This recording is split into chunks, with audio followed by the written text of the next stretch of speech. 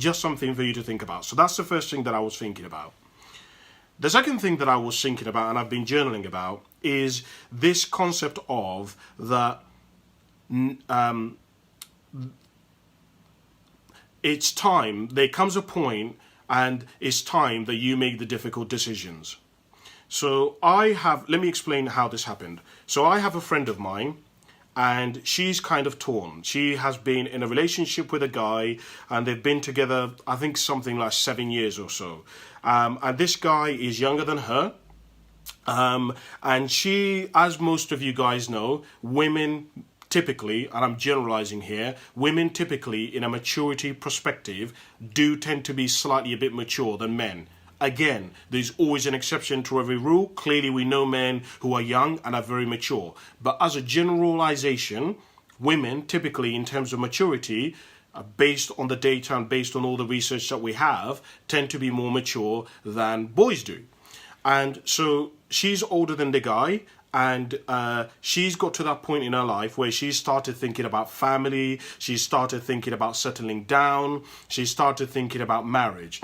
The issue is, the guy that she has invested a huge amount of her time, a huge amount of her energy, a huge amount of her resources, her emotional energy, her spiritual energy, is not at that stage. And so she's torn between these two worlds, where she's kind of torn between, do I kind of cut loose this, what I've invested a huge amount of my time and energy and spirituality and all of myself into, or do I take the risk and take and embrace my destiny and embrace something new? And I'm here to tell you that I've found in my own life that there is a right time to do certain things. Let me put this another way. There is an ideal time to make certain decisions. So let me take this further. So I've noticed that if you want to grow fruit, if you want to grow strawberries, if you want to grow roses, if you want to grow mangoes, there is an ideal time to start planting the fruit, to start planting the seeds.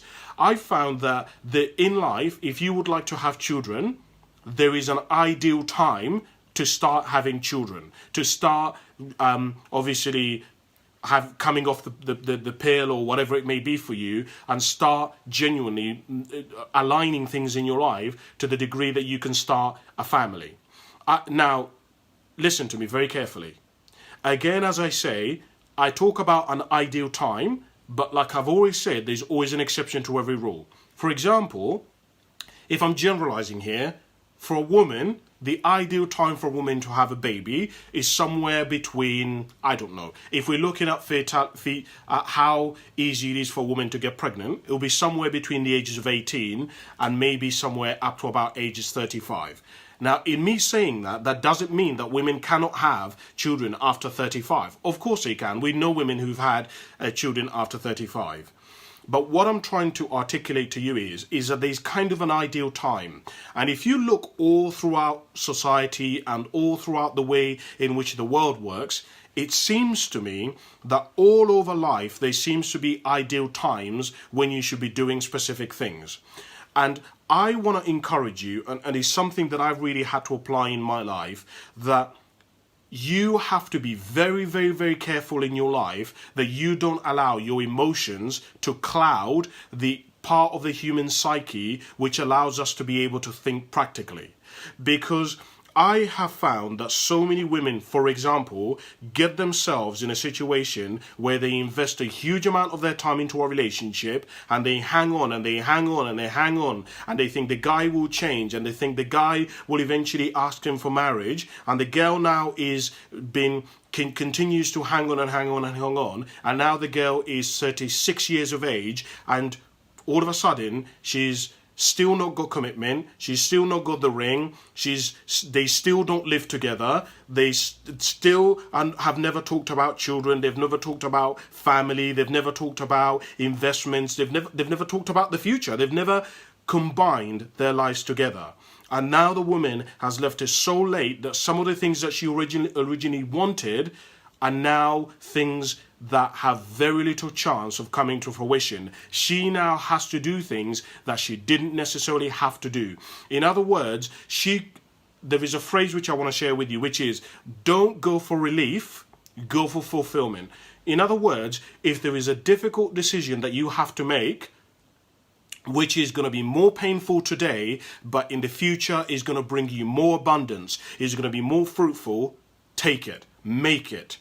And I tell you this because some of you are being driven so much by emotion. You're like, Kasim, this is how I feel, but it's going to be so hard, but it's going to be so difficult, that you are risking something greater for something which is okay today.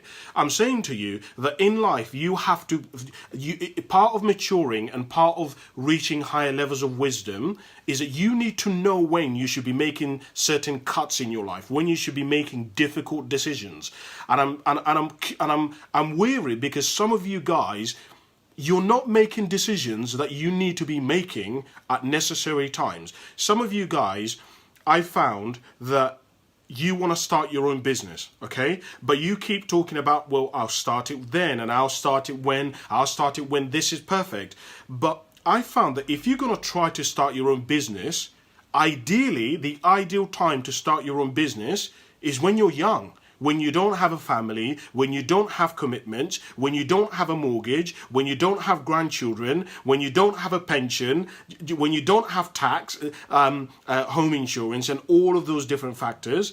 Now listen, again, I will say that does not mean that you can't start a business at 70, at 50, at 60, at 40. Of course you can. But I'm just saying, it's more ideal for you to start the business when you're younger and you don't have a lot of commitments. And some of you aren't making the decisions because you're like, well, Kasim, I don't think that I'm ready. I don't think that I have the experience. Can I just ask you, how do you get experience?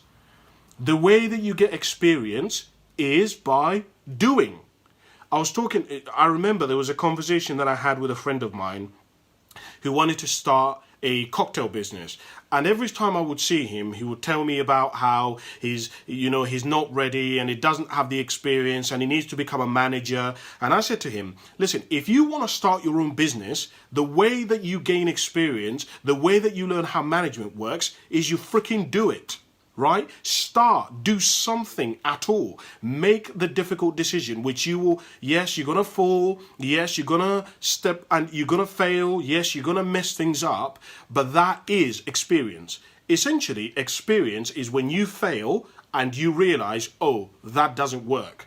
See, a lot of people want to have it perfect, and a lot of people want to tiptoe their way through life, and people think, if I make the easier decision, then somehow it will work out. Then if I take the road which is more traveled, then I have a better chance of succeeding.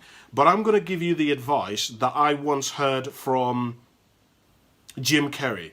Jim Carrey said that you can fail at what you don't want, so you might as well take a chance on what you love. And I would share with you to expand that definition and say that if you've got something which is okay now and which is stable, but is in the long run is not going to bring you fulfillment, isn't going to bring you joy, isn't going to leave a lot of room for you to expand all of your definitions, make the difficult decision to quit it. Stop it now. Yes, it's going to be difficult. Yes, it's going to be hard. Yes, you're going to cry. Yes, everybody's going to think that you're nuts and you're crazy that you're leaving this job which is actually good and secure. But if actually you're going to have more fulfillment, more excitement, more adventure on going after this thing that is more risky, that might not work out, I'll tell you what, in the long run, it's going to be more worth it.